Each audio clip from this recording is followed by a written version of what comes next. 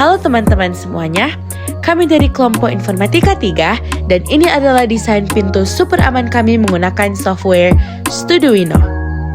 Namun, sebelum kita betul-betul lanjut ke desain pintu super amannya, mari kita lihat terlebih dahulu tujuan dan juga proses pembuatan desain pintu ini. Dan untuk tujuannya adalah yang pertama, untuk mendesain sebuah pintu otomatis yang aman, lambat saat menutup dan juga tidak membahayakan pengguna. Yang kedua adalah kami ingin mengintegrasikan berbagai fitur keamanan, seperti penutupan pintu yang lambat, yang anti tabrak dan juga memasukkan fitur inovatif buatan kita sendiri. Dan yang ketiga adalah untuk menunjukkan pemahaman coding, logika rangkaian dan juga proses desain.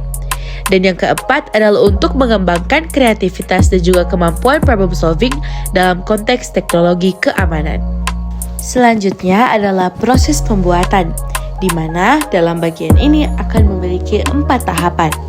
Tahapan yang pertama adalah tahapan perancangan ide, di mana kita akan menentukan fitur utama apa atau inovasi utama apa yang ingin kita masukkan di dalam desain pintu super aman ini. Yang kedua adalah coding program, di mana kita akan menuliskan kode-kode yang akan mengatur perilaku pintu sesuai dengan rancangan yang sudah ada. Dalam tahapan ini kita akan menggunakan software Studuino. Dan yang ketiga adalah pembuatan rangkaian, di mana kita akan mulai menyusun dan juga merangkai seluruh komponen-komponen yang dibutuhkan di dalam desain pintu super aman ini. Dan yang keempat adalah uji coba dan penyempurnaan, di mana dalam tahapan ini kita akan melakukan tes-tes dan juga uji coba dan evaluasi untuk menyempurnakan desain pintu super aman kami. Nah teman-teman, sekarang kita akan langsung lanjut ke tahapan coding dan juga alur kerja, di mana di dalam tahapan ini akan kami jelaskan secara langsung. Yuk saksikan video berikut ini. Sebelum kita masuk ke coding, kita masuk dulu ke bagian port setting. Nah, yang pertama yaitu A0, yaitu buzzer yang ini, lalu A1 yaitu LED yang bagian ini, dan yang A6 yaitu ER reflector, dan A3 ada light sensor yang ada di bagian dalamnya. Yang terakhir itu adalah servo motor yaitu D9. Baik, setelah kita mengetahui komponen-komponen dan juga penghubung portnya, kita masuk pada coding. Untuk kontrol yang pertama kita memakai control forever, yang dimana berfungsi supaya program pintu ini dia dapat berjalan seterusnya. Selanjutnya yaitu control if then. Jadi, if light sensor port A3 dia lebih dari 40. Jadi, ER reflector ini dia berfungsi untuk mendeteksi objek yang berada di belakang pintu.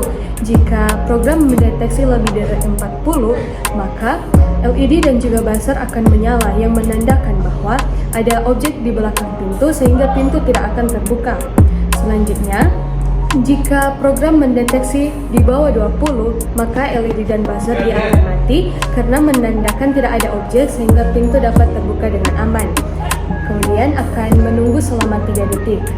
Setelah 3 detik, ER photoreflector dia sama dengan 1, itu menandakan bahwa pintu akan terbuka ke belakang sebesar 90 derajat, yang dimana akan ditandai juga dengan LED dan buzzer yang menyala. Hal ini berguna untuk memberi tanda kepada orang-orang bahwa pintu sedang terbuka dan akan meminimalisir adanya kecelakaan. Setelah menunggu 5 detik, pintu akan mulai tertutup secara perlahan dengan lampu LED dan buzzer yang menyala. Nah, itu menandakan keamanan pintu saat akan tertutup agar orang-orang dapat mengetahui apabila pintu akan mulai tertutup secara otomatis. Sehingga ini juga dapat meminimalisir adanya kecelakaan. Dan pada akhirnya pintu pun tertutup dan lampu dan buzzer juga akan ikut mati.